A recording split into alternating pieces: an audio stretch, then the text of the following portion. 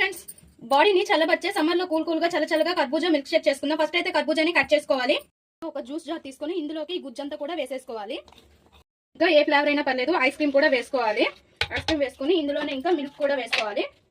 And summer లో అయితే cool గా చల్లగా ఇలా చేసుకోండి, చాలా బాగుంటుంది. బయటకు వెళ్ళి వచ్చిన వాళ్ళకి ఇవ్వండి, చాలా బాగుంటుంది. అండ్ పిల్లలకి ఇవ్వండి, మంచి చలవ. అండ్ ఇందులోనే ఇంకా ఐస్ క్యూబ్స్ కూడా వేసుకోవాలి. ఇంకా బాగా ఫైన్ గా మిక్సీ పట్టేసేయాలి.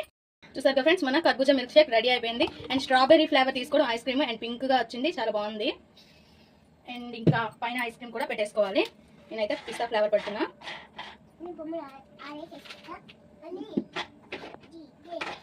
ఇంకా సమ్మర్ లో కూల్ గా చల్లగా చేసుకోండి, ఎక్సలెంట్ గా ఉంటుంది.